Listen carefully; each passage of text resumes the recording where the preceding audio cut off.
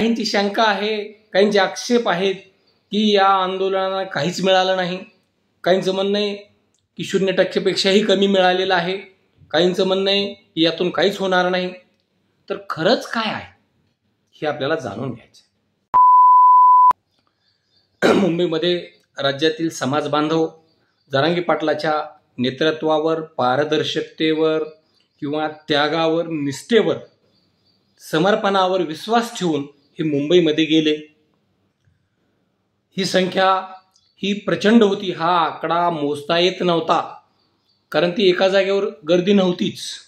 मुंबईचे सगळे रस्ते भगवे झाले होते. म्हणजे अशा प्रकारचं वातावरण हे राज्याच्या इतिहासात पहिल्यांदा पाहायला मिळालं.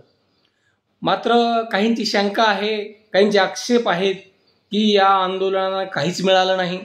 काहींचं म्हणणं आहे की 0% पेक्षाही कमी मिळालेलं आहे. काहींचं म्हणणं आहे की यातून काहीच होणार नाही. तर खरंच काय आहे हे आपल्याला जाणून घ्यायचं. तर मुळामध्ये गरीब आणि श्रीमंत असे दोन वर्ग या ठिकाणी आहेत, आहेरे आणि नाहीरे. तर जरांगे पाटील हे नाहीरेचे व्यक्ती या ठिकाणी प्रतिनिधित्व करतात. दोन मुलं असतील समोर, एक श्रीमंत घरातील आहे, एक गरीब घरातील आहे. दोन्हीचे नाव बबन असे आहेत, बबान. तर श्रीमंत घराच्या मुलाला बबनराव असं म्हटलं जातं. पहा, बबन नुसतं म्हणत नाहीत, बबनराव असं म्हटलं जातं.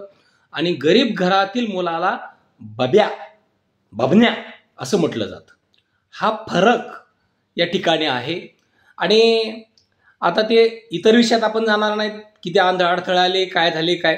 तर फक्त आपल्याला फक्त या आंदोलनाचं फलित काय किंवा या आंदोलनाची निगेटिव्हिटी काय, या दोन्ही गोष्टीवर आपल्याला या ठिकाणी खोलात शिरायचं आहे.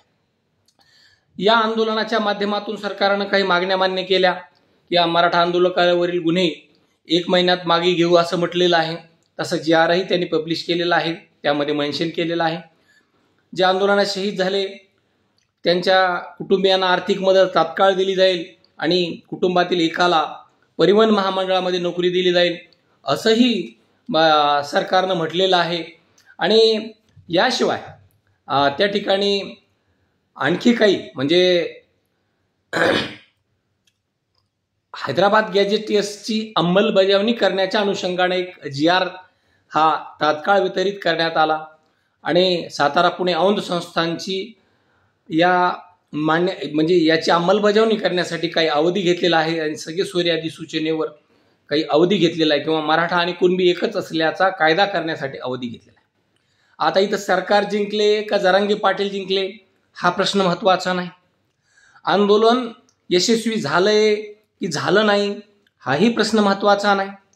तर आता प्रश्न या ठिकाणी आहे की हा जो GR निघालाय, या GRच्या माध्यमातून या गरजवंत मराठ्यांच्या पत्रात काय पडणार आहे, हा एवढाच कळीचा मुद्दा या ठिकाणी आहे. बाकी इतर गोष्टीला काही अर्थ नाही. आता ते विश्लेषक आहेत, अभ्यासक आहेत, त्याच्या परीनं ते अभ्यास करतील. तर मी माझ्या परीनं, मी काय फार मोठा अभ्यासक नाही किंवा काहीच नाही, परंतु मला जेवढं समजते तेवढ्या पद्धतीने या ठिकाणी याचं विश्लेषण करण्याचा प्रयत्न करणार आहे. तर सरकारनं हैदराबाद गॅजेटियर्सच्या नोंदी विचारात घेऊन मराठा समाजातील मराठा कुणबी आणि कुणबी मराठा जातीचं प्रमाणपत्र वितरित करण्यासाठीची प्रोसिजर थोडीशी या ठिकाणी सुटसुटीत करण्याचा प्रयत्न केलेला आहे. आपल्या भाषेत सांगायचं म्हटलं तर मराठा OBC झाला का नाही झाला, संपूर्ण मराठवाड्याला याच्यातून न्याय मिळेल का, तर याचं उत्तर येणारा काळच देणार आहे. आणि मराठ्याला OBCत घेतलंय का, तर त्याचं उत्तर सध्या तरी नाहीच असं आहे. मात्र या ठिकाणी ज्या वेळेस अंतरवाली सराठीमध्ये 2 वर्षापूर्वी लाठीचार्ज झाला होता आणि 7 सप्टेंबर 2023ला न्यायमूर्ती संदीप शिंदे समिती स्थापन झाली होती. या असं म्हटलं जात होतं फक्त हवेत गोळीबार केला जातो. आता 58 लाख कुणबी नोंदी सापडल्या, 58 लाख कुणबी नोंदी सापडल्या. परंतु आता त्या जनतेसमोर येणार आहेत. या 58 लाख कुणबी नोंदीमध्ये मराठवाड्यातलं प्रमाण कमी आहे, परंतु त्याच्या आधारावर हा मोठा फायदा होणार आहे. आणि उर्वरित महाराष्ट्राला या नोंदी या ठिकाणी मोठ्या प्रमाणावर सापडणार आहेत. शिंदे समितीला कसं ऍक्टिव्ह करता येईल हेही या ठिकाणी पाहिलं जाईल. आणखी थोडंसं सोप्या शब्दात सांगायचं म्हटलं तर सरकारनं न्यायमूर्ती संदीप शिंदे समिती ज्यावेळेस स्थापन केली होती त्यावेळेस एक घर आहे आणि घरात तर एंट्री करायची, घर म्हणजे ओबीसी आरक्षण आहे, त्यात एंट्री करायची तर सरकारने एक छोटंसं गोल छिद्र त्या ठिकाणी दिलं होतं आणि त्यातून ती एंट्री करायची होती. आता या आंदोलनात काय मिळालंय, या आंदोलनात आता एक खिडकी ओपन झालेली आहे, दरवाजा नाही, परत लक्षात ठेवा दरवाजा नाही, एक खिडकी ओपन झालेली आहे. परंतु खिडकीतून कसं जायचंय हे या ठिकाणी मराठ्यांना चांगलं अवगत आहे. आणि असं म्हटलं जात होतं की मराठे युद्धात जिंकतात आणि तहात हारतात, परंतु आता फार मोठा बदल या ठिकाणी झालेला आहे.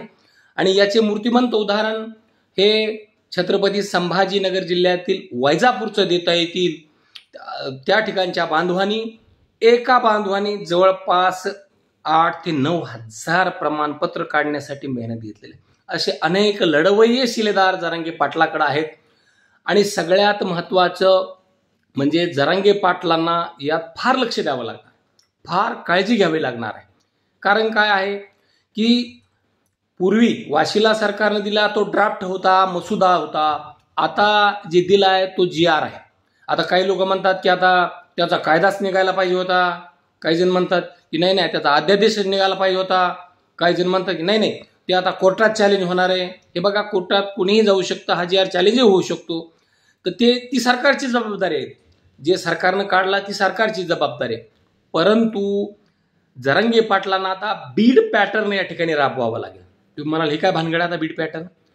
बीड जिल्ह्यामध्ये मोठ्या प्रमाणावर कुणबी प्रमाणपत्राचं वितरण झालेलं आहे.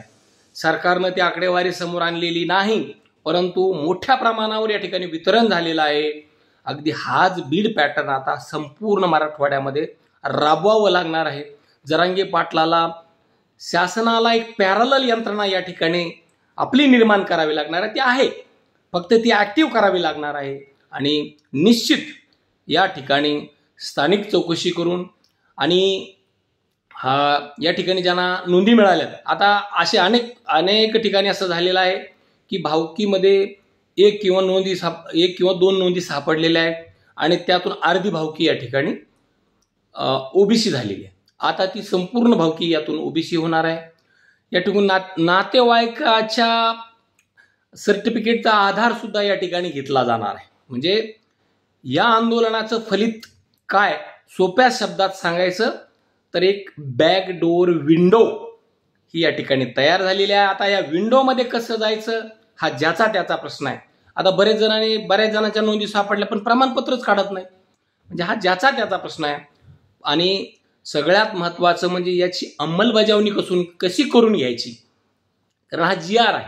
आणि ही अंमलबजावणी करण्यासाठी एक चांगली फौज या ठिकाणी कार्यरत ठेवावी लागेल. प्रत्येक तालुक्याला, जिल्ह्याला किंवा सर्कलला, गावामध्ये जरांगे पाटलाचं तर ब्रीदवाक्यच आहे, गाव तिथे मराठा स्वयंसेवक. तर या पद्धतीनं जर गेलं तर या आंदोलनाचं यश फार फार मोठं आहे.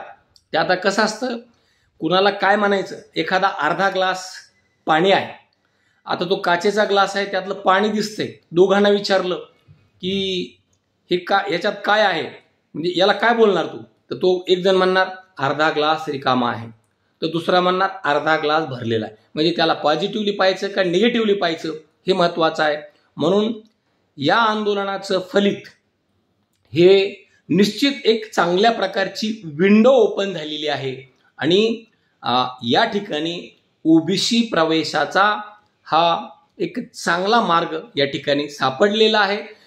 13 ऑक्टोबर 67 पूर्वी या ठिकाणी म्हणजे या ठिकाणी नोंद असलेल्यांना किंवा पुरावा नसल्यास सुद्धा यामध्ये प्रोसिजर दिलेली आहे.